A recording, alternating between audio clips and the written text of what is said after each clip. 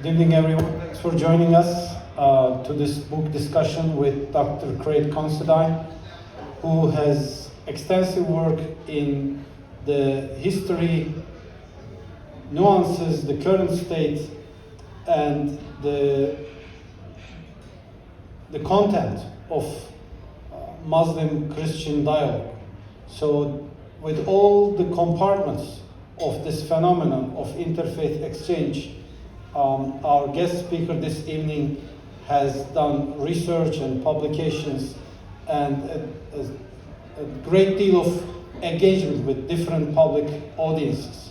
So tonight we will have a conversation about his latest book, which is named People of the Book, that Quranic term, and which is a journey into a rather understudied portion of Muslim-Christian history, the early Muslim-Christian engagement during the first century of Islam. So we look forward to hearing more about this, and please, Craig, over to you now. Thank you. Thanks for joining us. Well, thank you. Thank you, everyone. Small crowd, but intimate. Thank you all for being here. It's my first time back in DC since 2009. I actually did my undergraduate work at American University in Northwest DC at the School of International Service. And it was actually in DC where really my academic journey officially began.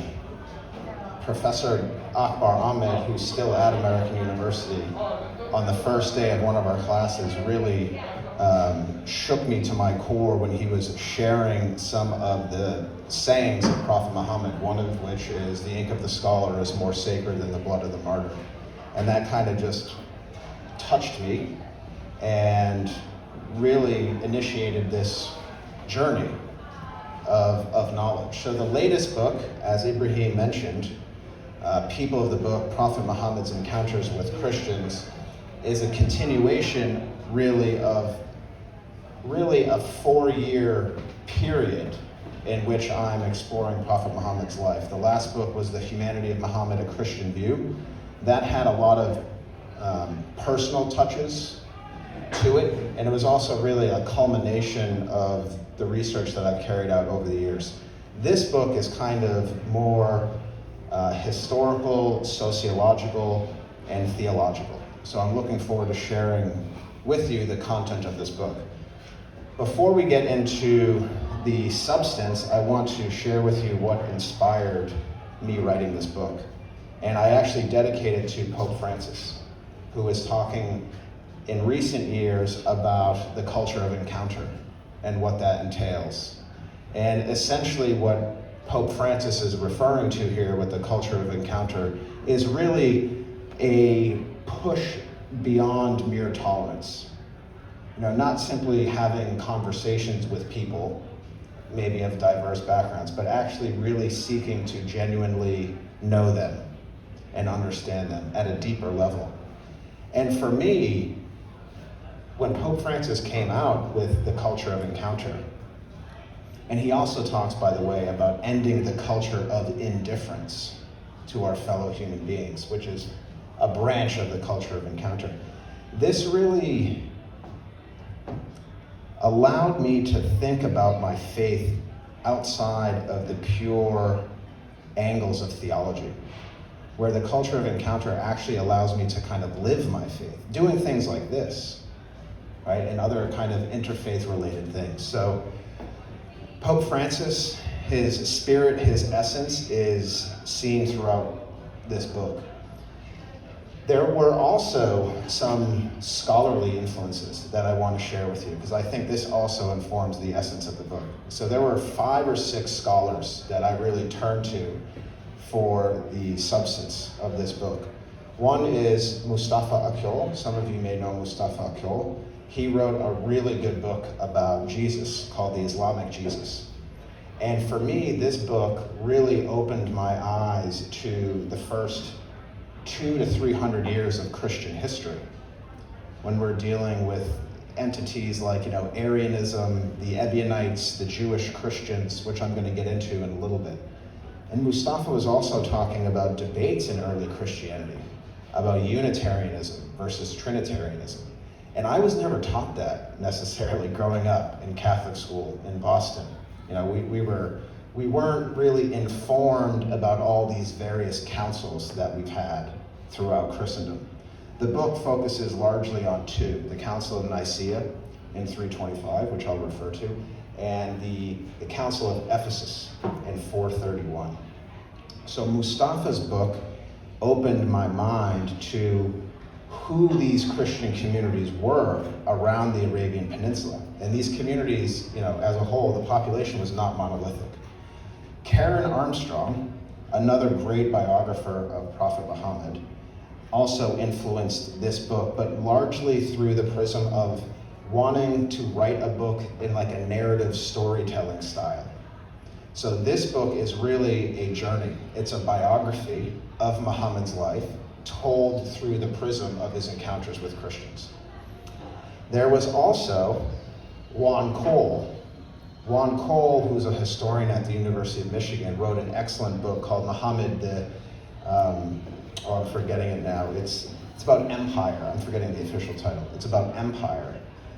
And it situates Muhammad's life through the prism of what Cole calls the Game of Thrones. You had the Persian Zoroastrian Empire to the east of the Arabian Peninsula. You had the Byzantine Empire largely to the northwest. And the revelations that Muhammad starts receiving in 610 is coming during this period that was, again, if you're familiar with the Game of Thrones, there was a lot of moving parts. Empires were fighting. And what's brilliant about Cole's work is that he puts it, the historical context, through the prism of the Quran. So he talks about history and then says the Quran, this verse of the Quran, whatever it might be, was revealed during this moment in history. So it's a fascinating book. There is also Fred M. Donner. I'm giving you all these names of scholars for future reading. Fred M. Donner wrote a book called Muhammad and the Believers. So Donner's book, published by Harvard University Press, spoke about the early Ummah and Muhammad's believers movement as one that was not purely for Muslims, that non-Muslims could believe in Prophet Muhammad and his mission, which is state building and all these things. And then lastly, there's Gary Wills. Does anyone know Gary Wills, a Pulitzer Prize winning author, a historian, theologian at Northwestern, and he's Catholic. And he wrote a great book called What the Quran Meant.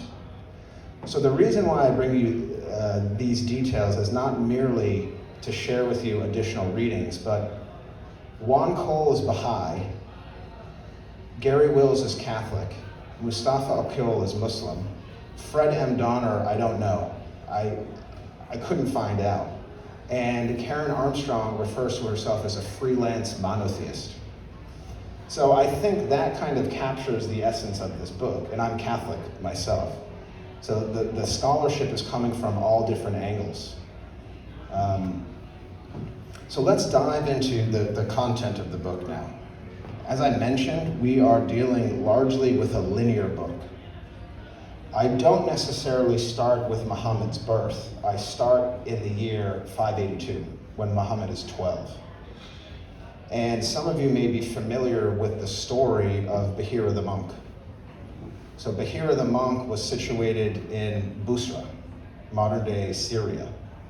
And the book, by the way, has pictures in the middle, about 17 pictures. The first picture are the ruins of Busra.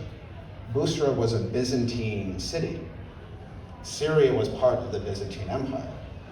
Muhammad, even as a young man, so in 582 he was 12, he was traveling with his uncle, Abu Talib, on these trading caravan missions, even as a young boy, traveling as far north as Damascus, Busra, Gaza, probably Petra.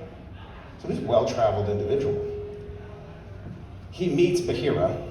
Bahira is said to have been, talk about the Jewish Christian sects that came out of the early church. Bahira was said to be potentially a Unitarian, perhaps even an Elkasite.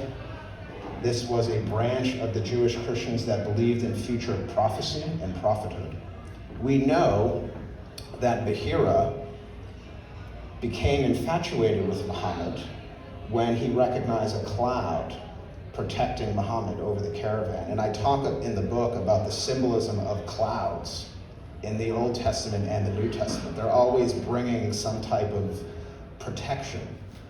Bahira recognizes a seal of prophethood on Prophet Muhammad's body, and apparently whatever stream of Christianity Bahira was following, Muhammad became essentially a future prophet. And this is when Muhammad was 12. Now that's quite interesting. One of the first people to recognize Muhammad's greatness, or if you want to call it his prophethood, was a Christian, and Muhammad was only 12. But even before that, Muhammad's ancestors, specifically his father and his grandfather, were also following the same type of business. They were merchants. They were trading caravanners. And Martin Lings, if you're familiar with the biography that Martin Lings wrote about Prophet Muhammad's life, Lings in the beginning gets into detail about who Prophet Muhammad's father and grandfather were and where they traveled. And these were also individuals that were not isolated from Christian communities. Lings even says that Muhammad's grandfather used to do business in Abyssinia. Right? So think about Muhammad as a young boy, right? He didn't meet his father, didn't meet his grandfather. Well, he did meet his grandfather. But so what we're dealing with here is an individual who had oral knowledge of the surrounding area and of the people that his ancestors used to interact with. The term that I use in the book to kind of capture who Muhammad was in many ways is cross-cultural navigator, and someone who had the ability to engage in cultural literacy. Juan Cole says in his book that, and this is a controversial point, one that kind of ruffles traditional Islamic theology. He thinks that Muhammad was probably literate. For any successful businessman at the time, a merchant in the region, you had to be literate. You had to be a functioning tradesman or businessman. Now, I'll return to this when we talk about 610, the Night of Destiny, because it's obviously a contentious point, but I'll return to it. So that is really one of the first documented episodes that we have of Prophet Muhammad's life. We also know when he was 25, in the year 595, he also came across another isolated monk named Nestor. And Nestor is a derivative of Nestorian. And the Nestorians were also an early Christian community, a sect that essentially lost out, their theology lost out at the Council of Ephesus in 431. So the Nestorians believed that Mary, Jesus' mother, gave birth to Christ, Christikos. The Christians that ended up winning the debate at the Council of Ephesus were Theotokos, believing that Mary gave birth to God. So these early debates within Christianity, I hope you can see how directly related they are to later Islamic theology. So Muhammad also had encounters with Nestor in 595. Moving forward a little bit, so Muhammad in his early 30s, in the year 603 roughly, you had the Game of Thrones that Juan Cole talked about kicking off again. The Zoroastrian Persians fighting over territory and resources with the Byzantine Christians. And certainly Muhammad, being a successful merchant working for Khadija, would be familiar with these political developments. You know, he wasn't just sitting around Mecca. This was a traveler. This was a worldly person. So that's 603. 610 comes. And this is the second chapter of the book. I refer to this, actually the name of the chapter is called Angels and Mystics. And I start the chapter by talking about Muhammad's inclination and desire to meditate, to isolate, to engage in what we would refer to as mysticism, being alone with God, contemplating God. A lot of the stuff that kind of Rumi talked about, being at one with your universe, having to disconnect, connecting with God in different ways. And in 610, when Muhammad begins to receive the revelations, that's essentially what he was doing. He meets Angel Gabriel. Most of you are probably familiar with this story. Karen Armstrong refers to Angel Gabriel's first embrace of Muhammad as Muhammad's moment of terror. Imagine how, and I know that that's a loaded term, but can you imagine how afraid Muhammad was? Being struck by this otherworldly kind of entity. And this is where the Wang Ko's argument about whether Muhammad could read kind of kicks in. Because we know that Angel Gabriel is saying things like, Iqra, read. But what was he referring to, essentially? Wang Ko says, well, Muhammad wasn't a traditional reader. He wasn't a learned man, right? He wasn't a scholar. But Wang Ko says, well, he could probably still read. So even the term reader, like if you go to Oxford and Cambridge, like it's a term for like more of a research-oriented professor, less of a teaching professor. So those are interesting little tidbits, but what happens when Angel Gabriel leaves Muhammad's presence? Muhammad is frightened, he doesn't know what's happening, he goes back home to Mecca, and he visits Khadija. Khadija recognizes the legitimacy of what Muhammad's saying, essentially becomes the first Muslim outside of Muhammad.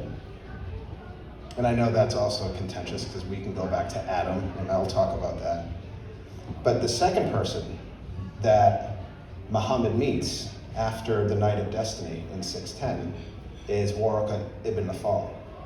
And Waraka was also, according to scholarship, somehow mixed up in this Jewish-Christian identity and doctrine. Now, the Jewish-Christian doctrine goes back, as Mustafa Akyol rightly puts, to the Church of Jerusalem, right after Jesus leaves. And James is the head of the Jerusalem church. James is a strict Unitarian and only wants to essentially communicate Christians to other Jews. They only want to convert other Jewish people. And that church was also centered on keeping up with the halakha, Jewish law. Now, you have Paul coming in. Paul becoming more kind of Trinitarian. Paul goes west into Europe, and Peter and the Jerusalem church go east. That stream, Unitarian stream, lost at the Council of Nicaea in 325, when the Trinity was established, essentially lost again in 431. So all of the heretical Christian sects all went east. And these were largely a lot of the people that Muhammad was interacting with.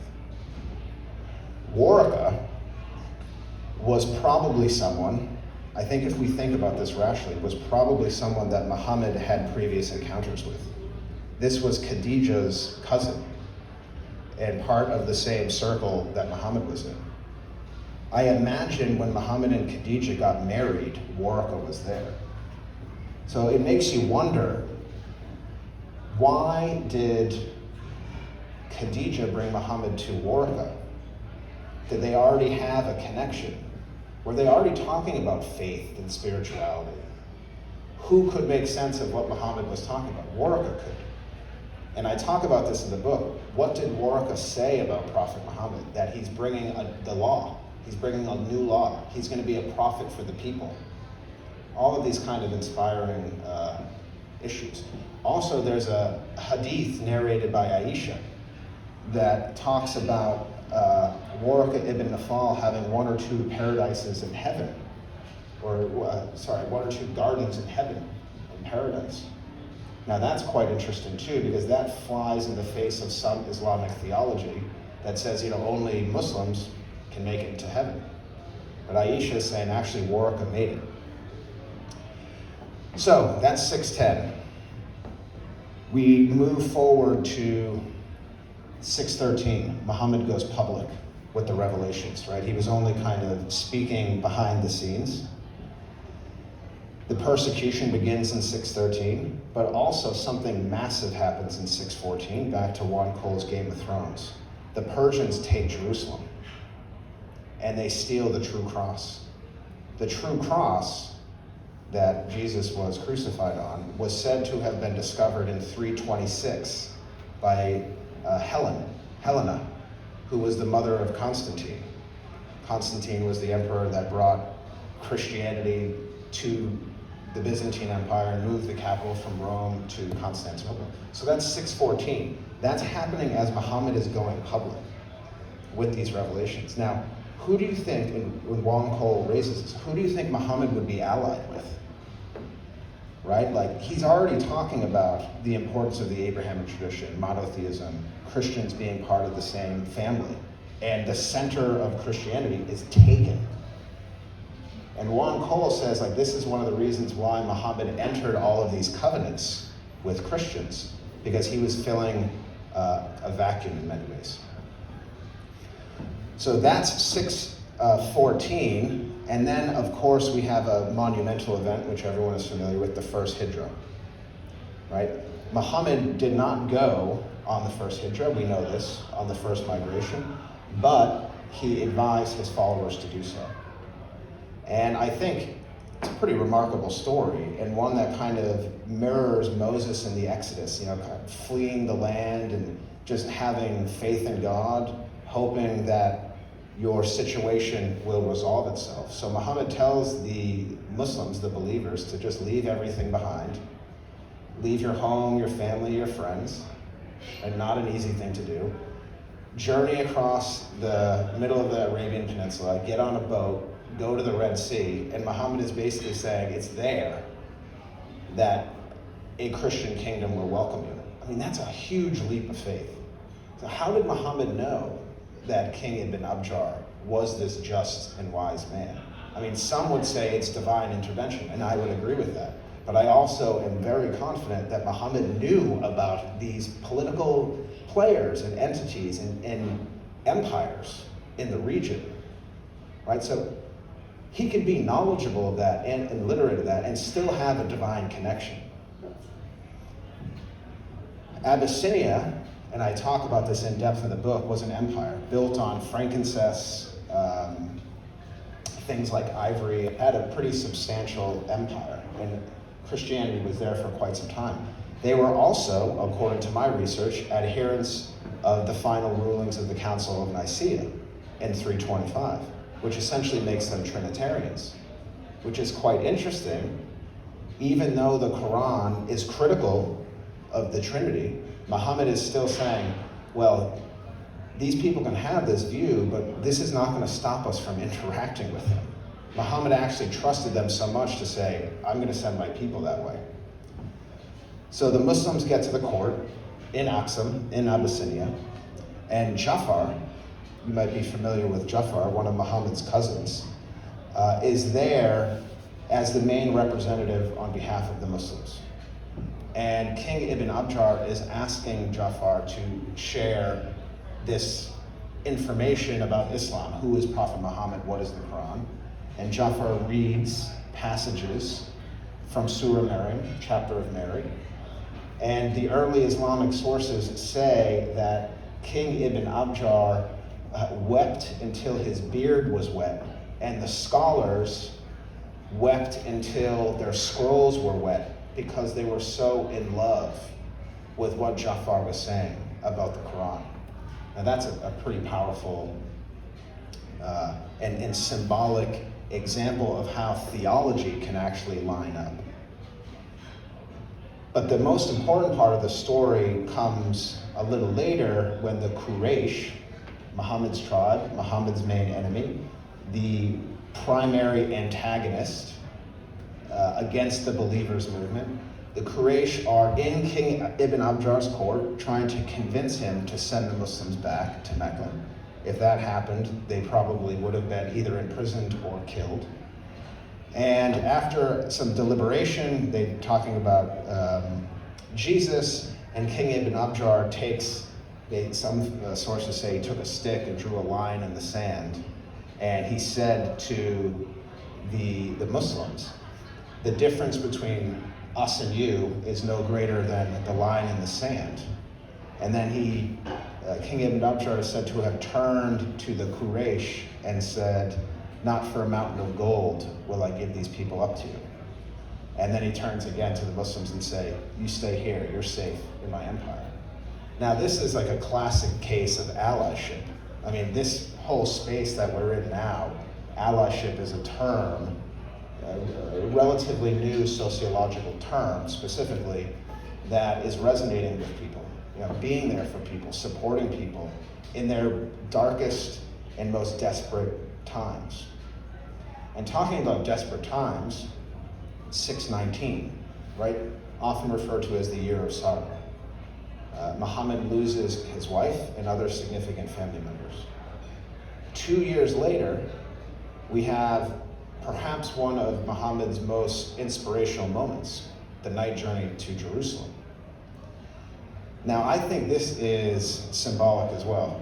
Muhammad is at the lowest point of his life.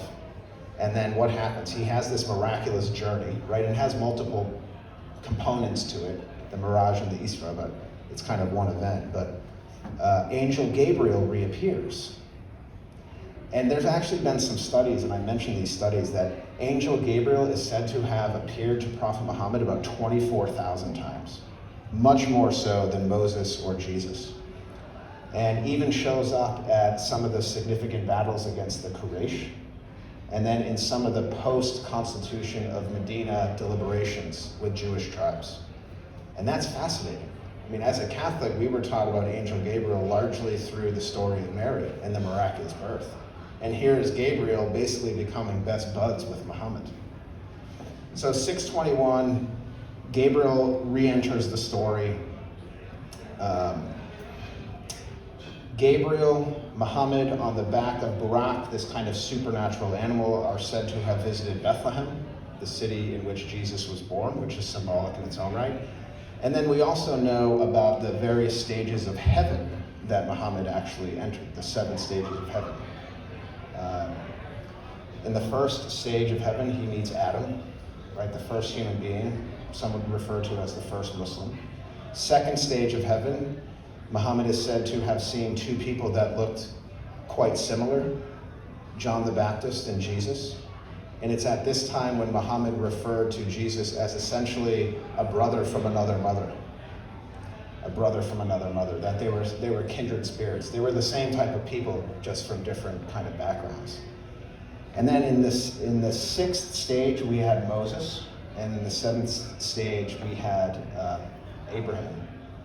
Right, this is a quintessential example of the Abrahamic tradition at work. Muhammad meets all of these individuals, and even before the stages of heaven is said to have led the prophets in prayer on the Temple Mount. So that's 621. Now we move to 622. The persecution becomes quite rife. Muhammad is invited by the Yathribites, which is in Yathrib, which was later renamed Medina. Muhammad is invited because he is a just and reasonable mediator. Right? He is known as Al-Amin, the trustworthy. And we know that the tribes of Yathrib, I focus largely on 5 in the book, the Aus and the Khazraj, which were the pagan tribes, the helpers, the Ansar. And then the 3 large Jewish tribes were the Nadir, the Kanuka, and the Qurayza. So Muhammad had to figure out a way to bring peace to these conflicting entities. And to be clear, there have been scholars that have tried to dig into the history of Christianity in Yathrib. They didn't have any significant presence in terms of having proper clans, but there are estimates that there were significant Christians living in Yathrib. So they may not have been at the table when the Constitution of Medina was created, but they were still there. So the Constitution of Medina comes out of a consultation. Muhammad brings all of these warring factions to the table and basically says, how can we make sense of this?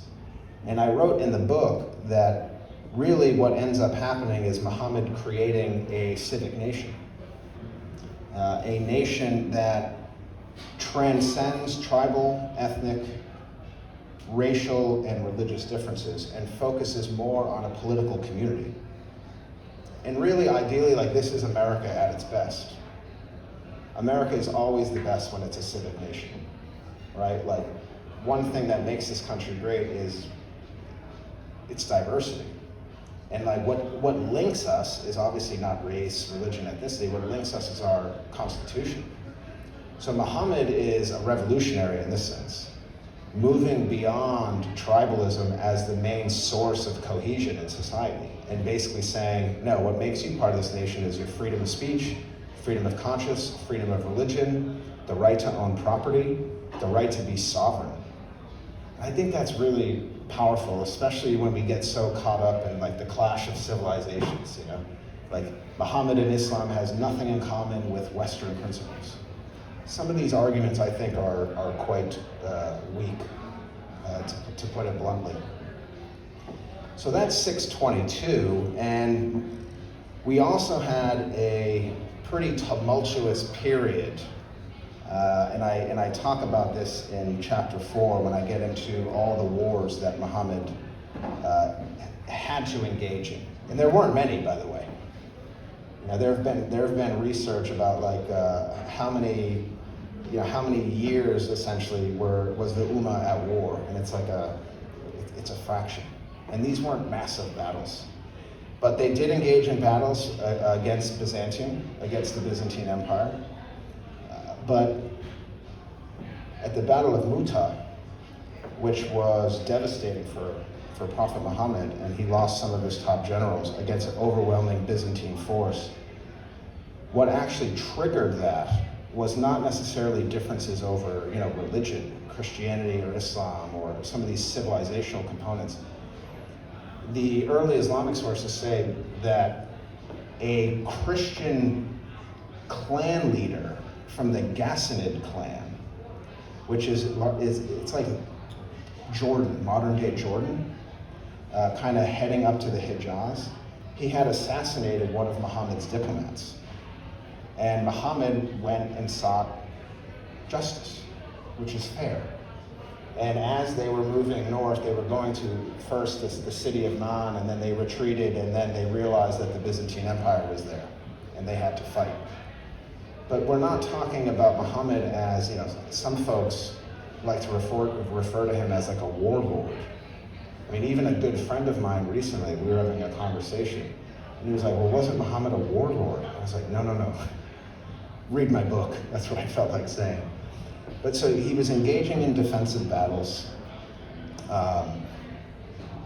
with some victories, especially at the Battle of the Trench. So Salman al-Farsi, I talk in the book, he was very likely a Christian before he joined the Believers movement and officially became a Muslim. A crucial figure in one of the most important battles, the Battle of the Trench. So Muhammad is picking up these victories in battle, and then he's also communicating his nation and his philosophy and this religion to various leaders in the area around the Arabian Peninsula. And one community that he reached out to, the Christians of Najran, in the year 630, with Bishop Al-Qama, and about 100 or so other Christian scholars, all went from Najran, which is in southern Saudi Arabia, and they accepted Muhammad's invitation to go to Masjid al-Nabawi. They had essentially a 3-day conference, which is a good sign, right? This interaction didn't end after a day. They lasted for 3 days. And we know, again, the early Islamic sources say that the Christians of Najran and the Muslims of Medina essentially had a civil discourse on Christology. So all of these things about Council of Nicaea, Council of Ephesus, it makes you wonder, did they talk about those things? Did Muhammad know about the rulings of the Council of Nicaea, the Council of Ephesus? We also know that they had differences over Christology, but they learned to live with those differences. They agreed to disagree. It's a civil discourse. And that's crucially important in today's day and age. And we also know that Muhammad granted the Christians of Najran space to pray in the masjid, which is unheard of today, really. A lot of Muslims would not be comfortable with Christians praying in their mosque and vice versa. A lot of Christians wouldn't be comfortable with Muslims praying in their church.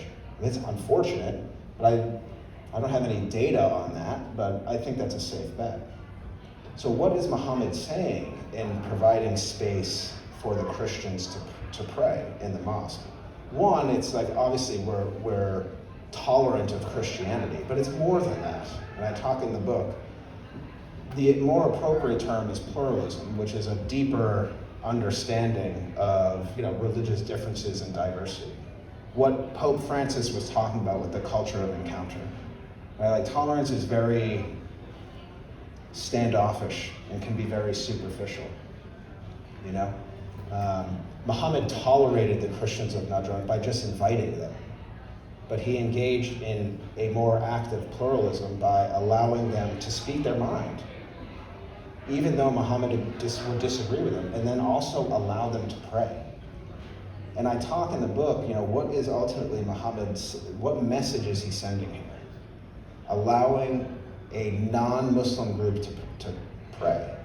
Hospitality, the golden rule, treat others how you want to be treated. If you do this, even under the conditions of allowing Christians to pray, you're not jeopardizing your faith. It doesn't make you any less Muslim, right? Hospitality is actually an act of faith. And I think that was the message that Muhammad was sending. So towards the end of the life now, we have, and by the way, there was a covenant that Muhammad had entered with the Christians of Najran too. And in this covenant, essentially, Muhammad declares that he's more than willing to fight, to actually physically fight for the Christians of Najran, to defend their right to be who they are.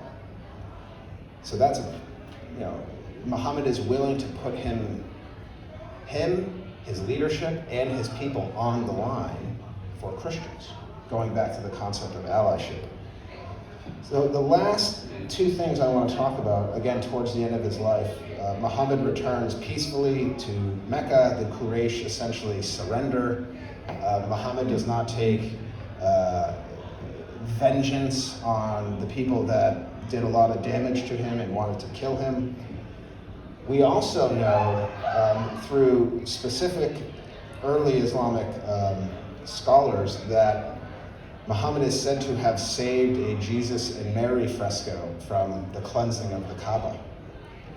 And I think that's quite interesting as well. And a lot of scholars push back on this and say, it could be false or fabricated, but I include it in the book because I think there's some substance to it. And I think that, what message is Muhammad sending here? He's cleansing the Kaaba, just as Moses cleansed some things in Chalcedon, which is documented in the Bible, kind of, cleansing some structures of pagan influence. But Muhammad is saying, no, these two things need to be, this one icon or fresco needs to be saved out of all the things. And I think that's extremely symbolic. And then, of course, I end the book on the farewell sermon. I think there were Christians in attendance at the farewell sermon. There were Christians in Medina, very confident of that. So again, they may not have been serious political players or influencers in Medinese society, but they were part of the Ummah. I think one thing that the book makes very clear is that Christians are part of the Ummah. and that Islam, being a divine religion, is able to make sense and incorporate all of this religious difference into a whole that works. And I think that's powerful. So in many ways too, I wish I had developed this more, but towards the end of the book, I talk about Prophet Muhammad as being similar to Emperor Constantine. I think Muhammad did a lot more in his life than Emperor Constantine did. And I don't think Constantine is a prophet. I do think Muhammad is a prophet. But we have similar individuals here who are like bringing in new faiths to a whole group of people, creating a whole new way of life, a new civilization, a new way of being, a new way of seeking knowledge, transcending the jahiliyyah or the ignorance. So the book really dives into what Pope Francis is referring to with this culture of encounter, right? So like with people like Bahira the Monk, like getting into ideas about prophethood, Waraka being there to support Muhammad at a very frightening time, reassuring him that he's on the right path. The Christians of Abyssinia hosting Muslims, defending Muslims, being allies. The Constitution of Medina, creating a political community that will allow the culture of encounter to exist, and then so on and so forth down the line. So the book, as always, is a labor of love. The next book that I'm working on looks at contemporary Christian-Muslim relations. I'm actually moving away from Prophet Muhammad for the time being, and I'm looking at contemporary relations between Christians and Muslims and developing a theoretical framework to explore the civilizational interplay of Islam and Christianity. And I don't want to give up too much. Maybe we can bring this up in the Q&A. So more than happy to take your questions. Thank you all for listening, and looking forward to engaging with you. Thank you. So I guess we can just take any questions, sure.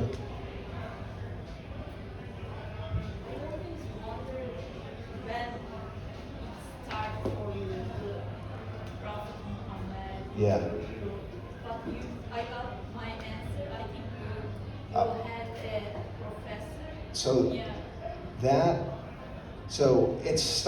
interfaith Islam thing started in college, but I actually didn't learn that much about Prophet Muhammad under Dr. Ahmed. He laid the foundation for me to view Prophet Muhammad as a knowledge seeker, as a bridge builder. But I didn't really dive into the biography of his life until I was a PhD student in 2014, and I came across John Andrew Morrow's book, The Covenants of the Prophet Muhammad with the Christians of the World. And that book, right then and there, I realized that this was my calling. John did the scholarship, and it's my job to bring some of the scholarship into a sociological realm, but also to bring it into mainstream discourse. And this was 2013, 2014, when ISIS was running amok, and also Islamophobia was quite high. And the covenants, if you read the covenants, and I include the covenants with the Christians of Najran in the book, it's a spectacular document which talks about things like mutual dependency, or even things like, if Muslims are traveling and they're in Najran, like the Christians have to host them. That's part of the agreement, and vice versa. Just little things, opening your door and giving food to people. But it was much deeper. It was also saying, we will defend you, we will actively defend you, your churches are safe, your leadership will not be messed with. These are extraordinary. And ISIS was doing the exact opposite of this, destroying churches. And then you have the Islamophobes who are only viewing, Prophet Muhammad or Islam through the prism of, one event in his life. So the covenants in many ways really burst the stereotypes. One of them is in St. Catherine's Monastery in Egypt, in the Sinai Peninsula. An actual, one of the copies. It's supposed to be a replica. And it's 60 Minutes, you know the show 60 Minutes? It's on CBS. They did a great piece on it, and you can find this on YouTube. So that one of the covenants is at St. Catherine's. ISIS was trying to destroy St. Catherine's back in 2013, 2014. So we were literally researching all this stuff. John was doing the covenants, and we're like, this stuff is literally happening before our eyes. Like, we're reading the covenant, and ISIS is 10 miles away from St. Catherine's. Like, we have to do something. We have to do something urgent here. There's also, regarding the covenants, an academic movement out of the Hamad bin Khalifa University in Doha, Qatar, which is an up-and-coming university. If you're familiar with historian Joseph Mary, who endorsed this book, and then also Professor Joseph Lombard. He was involved with the Study Quran project. They are in the process of really providing an in-depth documentation and analysis of the covenants. Because historically, especially the last 10 years, people have been questioning its authenticity and legitimacy.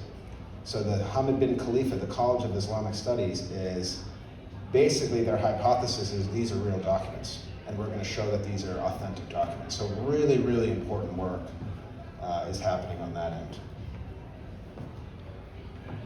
Yes, sir. First, I want to say that I was fascinated by the book. I find it very interesting and unique in its own kind. You mentioned during your talk about that it refers to immigration hijrah, that Muslims went to another place that were welcomed by the king, Christian king.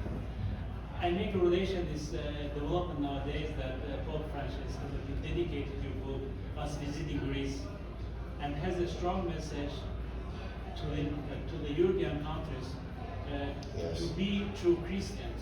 Yep. To welcome the immigrants, because right now there are more than 1,000 people on the borders of many countries in Europe, and they are facing very hard times of winter time. So, what would be your comment regarding in nowadays development to the interaction of empathy between people regarding some very specific issues that are facing immigrants in Europe? Well, I mean, Jesus' family were largely refugees when Jesus was younger. And I can't imagine anyone having an honest, objective reading of the gospel and coming to the conclusion that Jesus would be anti-immigrant. Just don't see how that can happen. The gospel is not a very big collection. It's 4 books. They're not very long, right? And that's what we know about Jesus. But like, if you look at the content, look at the Beatitudes. The 8 Beatitudes, right? Like, talking about like the blessed are the meek, the blessed are the poor in spirit, right? I mean, Jesus and Muhammad, for that matter, were engaging in tikkun olam. Ibrahim, we were talking about tikkun olam, which is the Hebrew phrase meaning to heal a fractured world.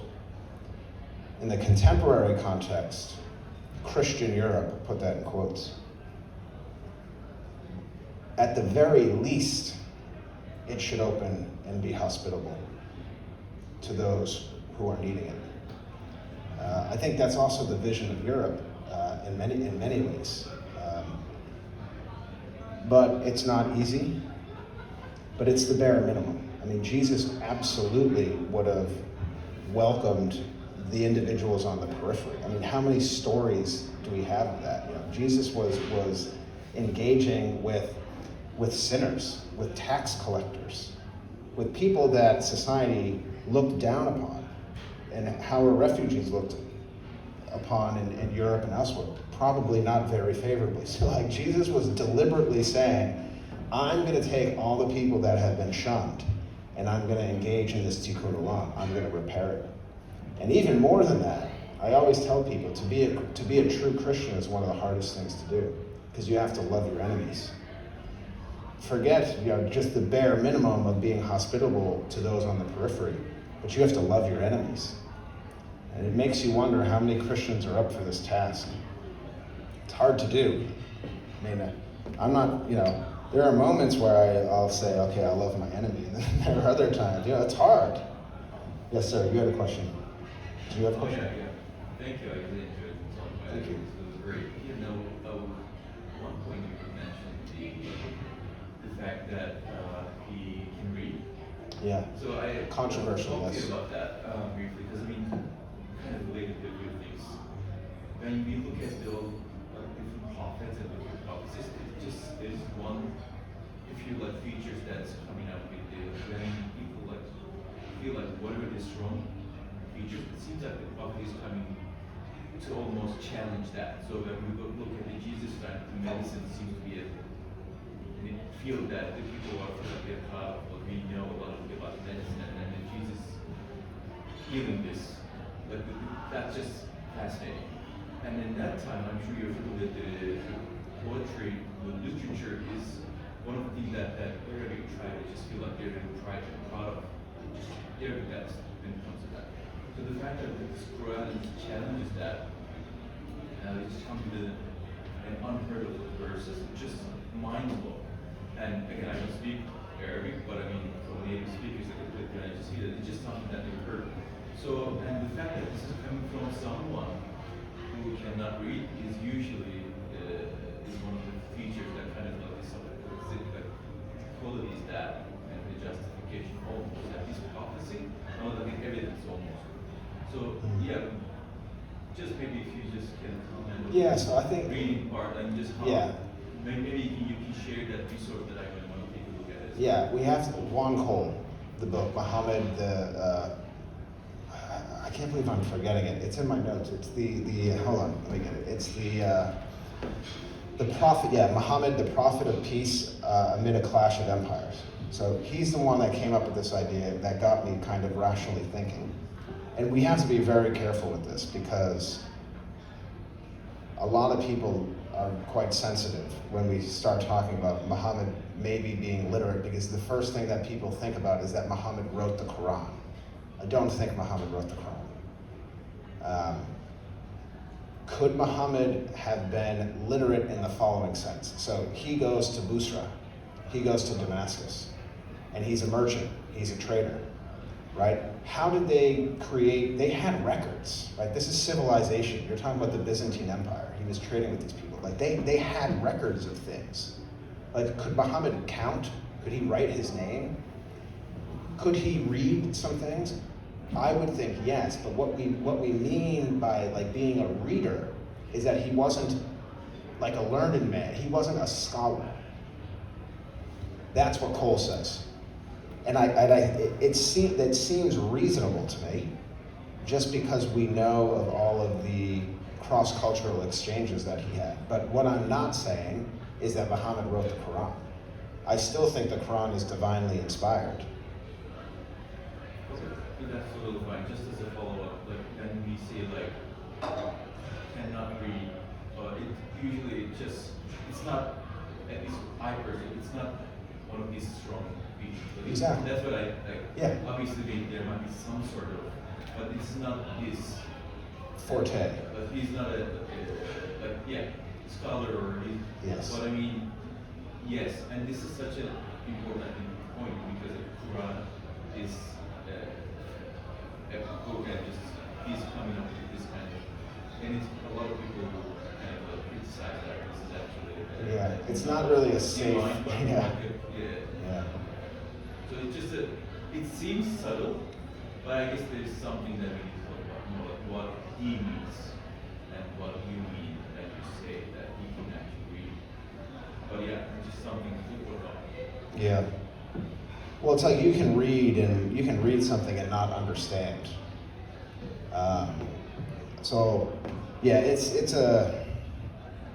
It's a delicate situation, and I'm afraid the traditional Islamic sources have their position on it, and it's kind of hard to refute that. And I'm not going to make a business out of that or create a stink out of that, but I just think it alerts us to, the idea of it alerts us to his lived experiences. who was he? He was a traveler. Like, was Muhammad reading things with Waraka ibn Nafal?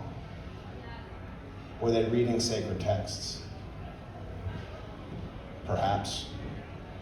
Early Islamic sources do say that Waraka was able to read in Hebrew.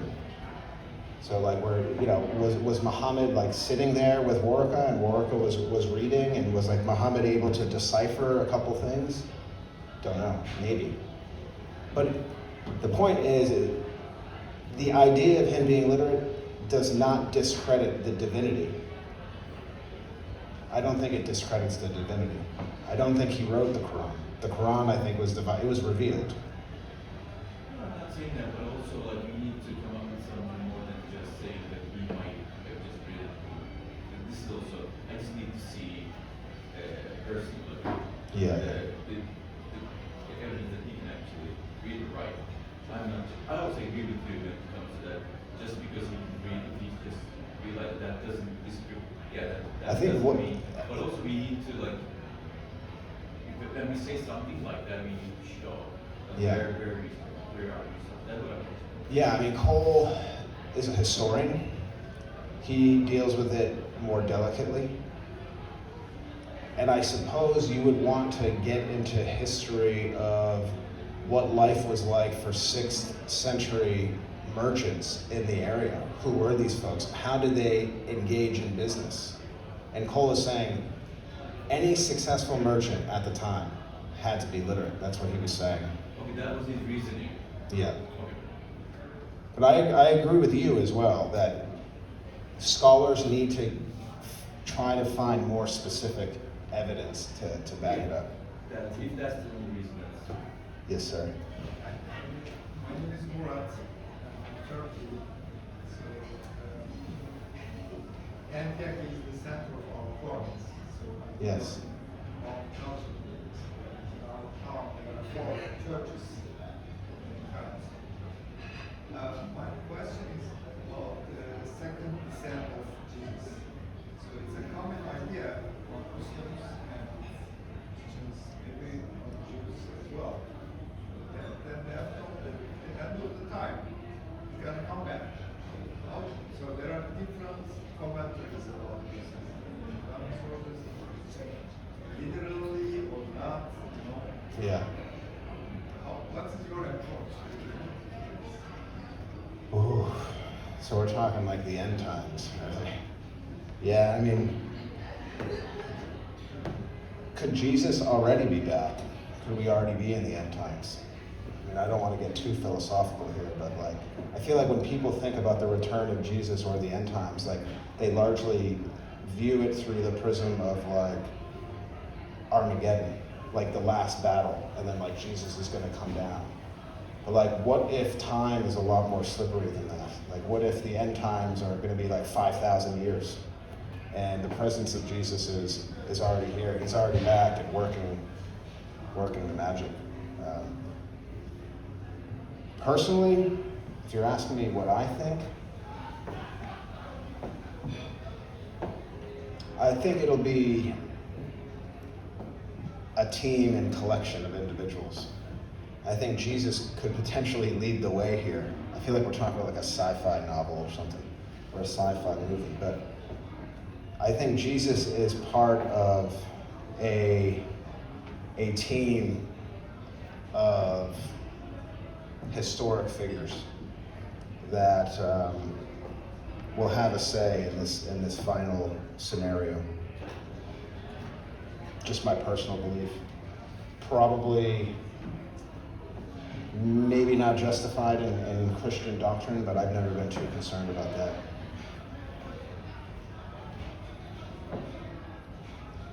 Yes, ma'am. Maybe just to pick up on that, your point, I also am happy about that. And, I just recently started learning a bit more about Islam. Just trying to make this differentiation between the sort of like this Trinitarian view and, what he's talking about in terms of like the return of Jesus. And, just for me, understanding Jesus as a person and Christ as sort of like this cosmic concept that we all have Christ, within us. So don't know where that stands within this sort of dialogue, Christian dialogue. Well, Mustafa Al-Kul, who I mentioned earlier, he says that Muhammad and Islam and the Quran is not anti-Christian, it's just anti-Nicene. And if you remember Council of Nicaea 325, the Trinity becomes really like a requisite of faith.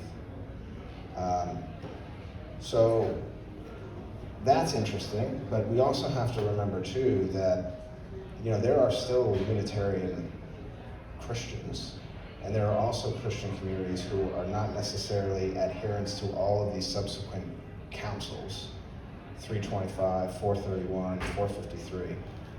So I suppose what we need to establish is Christianity is not a monolith, and there might be Christians who look at Islamic doctrine and believe in it. I mean, there are many elements of Islamic doctrine that I'm okay with, I believe in. I believe Muhammad is a prophet. Now, in terms of my Christian theology, I don't think you have to be a Trinitarian. I don't think you have to be an adherent to the Council of Nicaea rulings to be a Christian. I think that's ridiculous. So all of these debates, I imagine, can play out when we talk about Christian-Muslim dialogue. And I guess it's best to remember that this dialogue happens across the spectrum. And I certainly don't represent the views of a lot of Catholics or a lot of Muslims. I mean, every person has their own kind of theories on this. I agree. Juan Cole, in his book, makes this very important point on Quran being in disagreement with the Nicene Creed, Yes. but being pluralistic in terms of salvation. Yes. He names it salvific pluralism. Yeah. So the disagreement is about the doctrine, whereas does not necessarily result in salvation being an exclusively Muslim gift. I want to ask you about Good point. the connection between the Prophet and Virgin Mary. There might be layers and layers of connections, but one thing that struck me was this notion of retreat. The spot of retreat where the Prophet used to go for meditation regularly, and the spot where is believed to be the burial site of Virgin Mary in Ephesus. So the contrast between these two mountaintop spots and the corrupt pagan cities on the plain, that similar contrast in both stories is so striking. So totally different times, totally different geographic locations, but that contrast between the retreat and the city is very powerful. Yeah, I've never really thought about comparing Muhammad and Mary. I mean, I love to compare people. One of the first articles that, I love to especially compare significant people. Like one of the first articles I wrote when I became familiar with Prophet Muhammad was comparing Prophet Muhammad and George Washington, and it ticked off a lot of people. And I understand that. Because a lot of people really elevate Muhammad to a different plane, and like, how can you possibly compare him to someone like George Washington? But I did, and I did so through the Hadith and the Quran, and then through George Washington's book called Rules of Civility. And I focus on this in my previous book, The Humanity of Muhammad. And I just looked at like how Prophet Muhammad and George Washington like dealt with people, and it ruffled feathers. And one of the things that came out, a commonality between them, was like modesty, being modest. And that brings me to a potential comparison between Mary and Muhammad. I think modesty would be, and moderation would be probably one of the key themes. I've also compared Rumi and Emerson. If you're familiar with Ralph Waldo Emerson, I'm sure most of you are familiar with Rumi, obviously. But Ralph Waldo Emerson was a 19th century transcendental philosopher from the Unitarian Universalist background, which are essentially like perennialists, right? So he's coming from like Puritan Christian Boston and then goes to Harvard Divinity School and says, this stuff is way too conventional for me. And he starts exploring all world religions and basically believes in, broadly, perennialism, which is ultimately all religions are,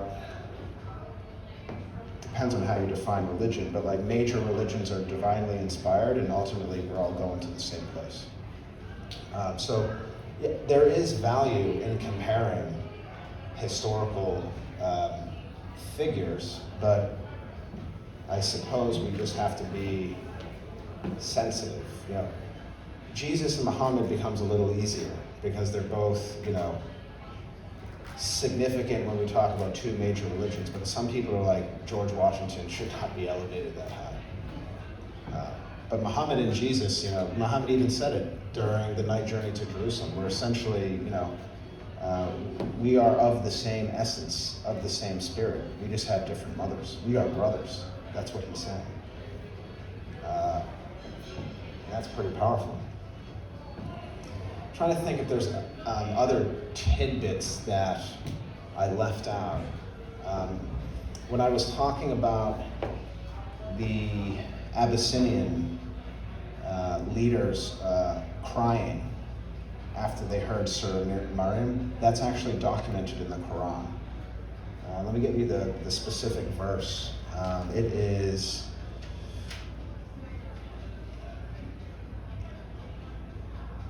chapter 5, verses 83 to 5. It refers to this moment. And that's what Wong Cole does in his book. Like, so he takes some of these historical moments and says, like, this verse of the Quran was revealed during this time. I mean, it's a brilliant historical analysis.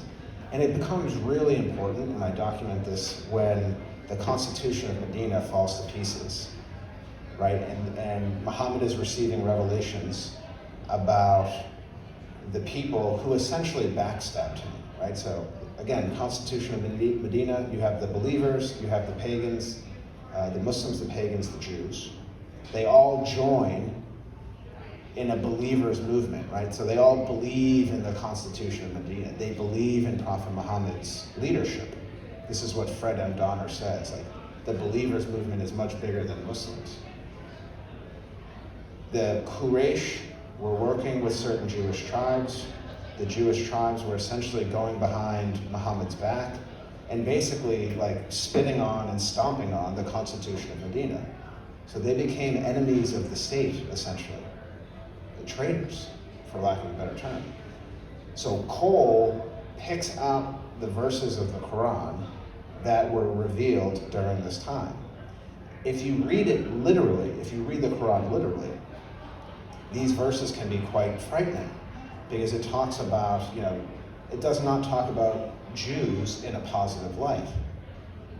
But if you understand the historical context, it's not saying Jews eternally need to be perceived this way. The revelation is talking specifically about a group of people who betrayed Muhammad. And that's it. And if more people understood historical context, there would be a lot more nuance to these conversations and these discussions and understanding at large. I have pages of notes. I'm pretty sure I got through everything I wanted to say, but I'm sure there's more. The book has all the details. It's actually quite a short book. It's about 110 pages, but I have a significant chunk dedicated to the notes where I really get into some substantial theological issues. I didn't want to include it in the main text because I was following Karen Armstrong's kind of narrative storytelling style. So the book kind of reads like it's a story. And the substantial notes section is more for kind of budding scholars who really want to dive deeper into like Council of Ephesus, Council of Nicaea. So, anything else? Yes, sir. How long did it take for you to? About, let's see. So it came out in August. It's about a year and a half. I wish I had more time. You have another project? I do, yeah. So let me tell you more about this. I shared it briefly at the end. So I just signed a contract with Polity Press of Cambridge and Oxford. This is a leading academic publisher focusing on politics and social sciences. And what I'm doing is I'm focusing on Christian and Muslim relations in different hotspots around the world. So I start with Saudi Arabia and UAE. What is it like to be a Christian in these countries? Then I move to Western Europe, France, England, Spain, Italy. Then I move to Turkey and the Balkans. Then I go to Pakistan, and then it's Nigeria, Mali, and Ethiopia. Then it's the United States, and then it's the Holy Land. So what I'm doing, focusing as much as possible on what is working locally, like what are Christian and Muslim communities doing to combat a lot of this division. So essentially what is working. And I'm gonna use history. Well, I have to get into the history, one, to explain how did we get here, and what is inspiring people to act as they do. The theoretical framework that I'm developing is built off of Samuel Huntington. So 1993, Huntington comes up with the Clash of Civilizations theory. Is everyone familiar with the Clash, right? So Islam and the West is mutually incompatible. There's no gray area. They don't have anything in common. Then there's the dialogue of civilizations, which is what Mohammad Khatami, former president of Iran, laid out at the UN years before 9/11. And as you can imagine, the dialogue of civilizations is encouraging people to have more encounters. But I'm actually moving beyond the dialogue and going into the synthesis of civilizations, which is kind of like the difference between tolerance and pluralism that I talked about. Like, there's something deeper about a synthesis. Dialogue, you can have a conversation with someone, that's really good, right? But like, are we actually like properly working together? So synthesis is like it's a fusion, but I'm not talking about a fusion of religion, and I'm not talking about creating a new religion. I'm talking about the fusion of principles that Christians and Muslims have in their faith, in their culture, in their national background. And these are the stories that I'm really gonna do my best to highlight, to say a better way is possible, and it's actually being done, and these are the people that are doing it. I don't know when that book's gonna come out. I'm delivering it in February of 2023, so I'm guessing the summer of 2023. And this breaks my streak of publishing a book every year for the last 7 years, so I'm kind of bummed out about that. But this will be an interesting book, and I'm very much looking forward to reading it. Moving away from Prophet Muhammad, but obviously the book is guided by his life, his legacy, his moral teachings, his principles, and same with Jesus. So be on the lookout for that in 2024, probably, if we're all still here. All right, so thank you all so much. Appreciate your energy and you being here, and I hope that you are more informed now than you were an hour ago before we started. So we'll be hanging around, I think. So thank you all again. Thank you so much.